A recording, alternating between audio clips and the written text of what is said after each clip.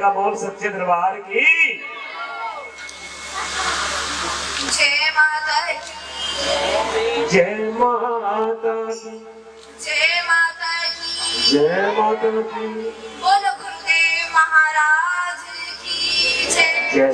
सागर से भी अधिक गहराई है जिसकी, हिमालय से भी अधिक ऊंचाई है जिसकी, आसमान से भी अधिक असीमता है जिसकी, और धरती से भी अधिक सहनशीलता है जिसकी, ऐसे मेरे गुरुदेव को जय। जय माता की, जय माता की। आज बहुत ही पावन दिन है, पावन दिवस है। गौ माता का पूजन है, उनका त्योहार है जो हम सब इधर एकत्रित हुए हैं। हमारे हिंदू धर्म में गौ माता को एक स्तंभ की तरह माना जाता है।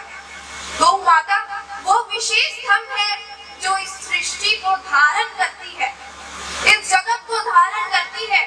उन्हें माता इसलिए कहा जाता है क्योंकि वे दुनिया का, संसार का पालन पोषण करती है, इसलिए वो माता होती है। और जहाँ पर भी गौ माता निवास करती है वहाँ पर प्रेम का संचार होता है, शांति का निवास होता है, सुख का निवास होता है। ऐसे ही एक समय की बात है, एक राजा थे।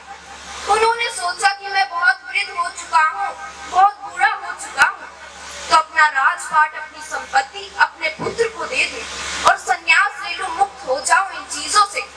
तो अपने पुत्र को बुलाते हैं और उससे सामने अपनी इच्छा को बताते हैं, और अगले दिन से ही हवन यज्ञ आरंभ हो जाता है। राज तिलक के लिए सब कुछ आरंभ हो जाता है, और वे सोचते हैं कि वे अच्छा दान पुण्य भी करें।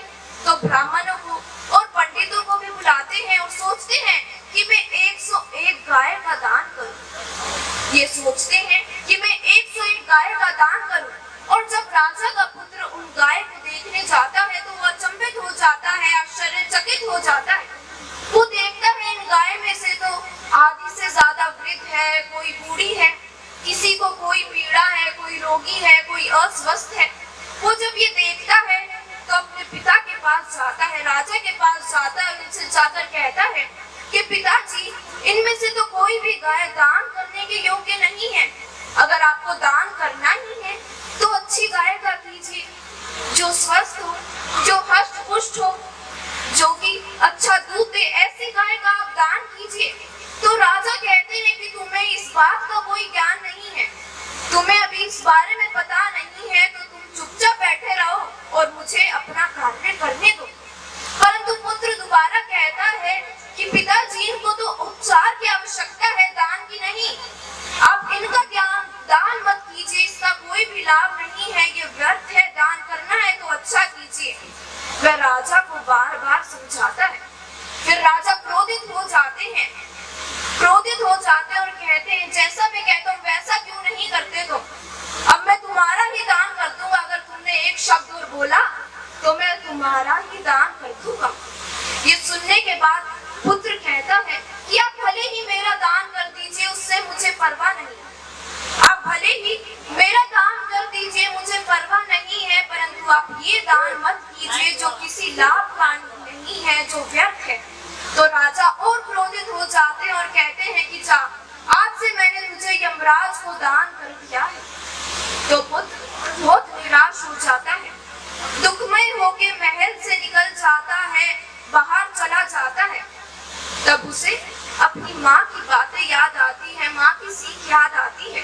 उसकी माँ बहुत बड़ी और अच्छी भगत थी। उसकी माँ कहती थी, अगर भगवान शिव को प्रसन्न करना है, उन्हें रजू करना है, तो बैल की सेवा करो।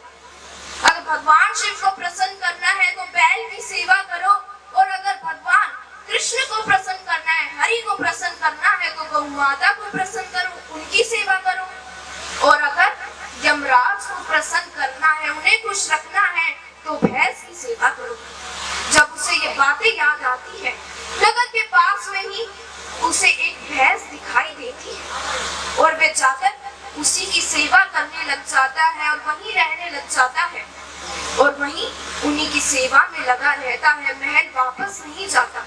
काफी समय बीत जाता है, कई वर्ष बीत जाते हैं, और यमराज उससे बहुत प्रसन्न होते हैं, और एक शंका भी उनके मन में होती है, और उसे राजा के पुत्र को दर्शन देने जाते हैं जो भैंस की सेवा करने के लिए रुका हुआ था। दर्शन देते हैं और उससे पूछते हैं कि कोई शिव की पूजा करता है, कोई विष्णु की पूजा करता है, कोई माँ दुर्गा की पूजा करता है, परंतु तुम मेरी पूजा क्यों करते हो, इसमें तुम्हारा क्या स्वार्थ है? तो पुत्र ने कहा कि नहीं, मेरा इसमें कोई भी स्वार्थ नहीं। मेरे पिता ने ही मुझे ऐसा दान दिया है, मुझे ऐसा करने को कहा है, इसमें मैं क्या कर सकता हूँ? मैं तो केवल गाय की रक्षा के लिए खड़ा हुआ था, उनके हित के लिए खड़ा हुआ था, गाय के महत्व के लिए खड़ा हुआ था, परंतु मेरे पिताजी तो क्रोधित होकर मुझे ऐसा दान दे दिया। सभी व्यथान यमराज को बताता है तो यमराज उससे बहुत प्रसन्न होते हैं कि तुमने गौ की रक्षा के लिए, गौ के महत्व के लिए इतना बड़ा कदम उठाया कि तुम अपने महल के ऐश्वर्य को छोड़कर इधर आए और इतने वर्ष तुमने सादा जीवन जिया, सेवा में जिया, वो भी निस्वार्थ भाव से। तो यमराज ने कहा कि जाओ, मैं तुम्हें वरदान देता हूँ, मैं तुम्हें आशीर्वाद देता हूँ कि जो भी व्यक्ति गौ के लिए खड़ा होता है, गौ सेवा के लिए, उनके महत्व के लिए खड़ा होता है, उस व्यक्ति से काल और यमराज दोनों उससे दूर रहते हैं, सदैव उससे दूर रहेंगे। काल और यमराज भी उससे भयभीत रहेंगे। ये सुनकर पुत्र बहुत प्रसन्न होता है और वापस अपने राज्य को लौट जाता है, अपने पिता को सब कुछ बताता है। तब उसके पिता की आंखें खुलती है और क्षमा मांगता है अपने पुत्र से और तभी राज तिलक करके उसे राजा बना देता है। राजा बनते ही वह पूरे नगर में यह आदेश देता है कि हर कोई अपने घर में गाय का पालन करे, गाय की सेवा करे, इससे पूरे नगर में भी शांति का वास होगा और हर घर घर में प्रेम का संचार होगा, आनंद का संचार होगा। अगर तुम रोगी हो तो गाय वैद्य है, अगर तुम रोगी हो तो गाय वैद्य है, क्योंकि गाय का तो मूत्र भी हमारे शरीर के लिए बहुत ही लाभदायक होता है, स्वास्थ्यदायक होता है। अगर तुम रोगी हो तो गाय वैद्य है, अगर तुम भगत हो तो गाय भगवान है। जो व्यक्ति गाय के चरणों की धूलि को अपने मस्तक पर तिलक की तरह धारण करता है, तिलक की तरह लगाता है, उस व्यक्ति के सामने तो सभी देवी देवता भी नतमस्तक होते हैं और उसके मस्तक पर, उसके शीश पर देवी देवताओं का तेज होता है, उज्जवल होता है उसका मुख, और यमराज और काल उससे डर के रहते हैं। जो व्यक्ति राम की पूजा करते हैं, भगवान राम जी की जो पूजा करते हैं, उन्हें सदाचार के बारे में पता चलता है, उन्हें ज्ञान होता है, सच्चाई के बारे में पता चलता है। जो व्यक्ति श्री कृष्ण की पूजा करते हैं, उन्हें प्रेम के बारे में पता चलता है, कर्म और धर्म का ज्ञान होता है। परंतु जो व्यक्ति गाय की पूजा करता है, गाय की सेवा करता है, जो गाय की भक्ति करता है, उसके सामने काल भी नहीं टिकता और ये कलयुग भी दूर उससे रहता है। तो आगमन किसका होता है? आगमन होता है तो सतयुग का होता है, सच्चाई का होता है, उसके घर में निवास होता है तो सच्चाई का निवास होता है। सतयुग जैसा वातावरण उस व्यक्ति के घर में होता है, प्रेम का संचार होता है। बोलो गुरुदेव महाराज।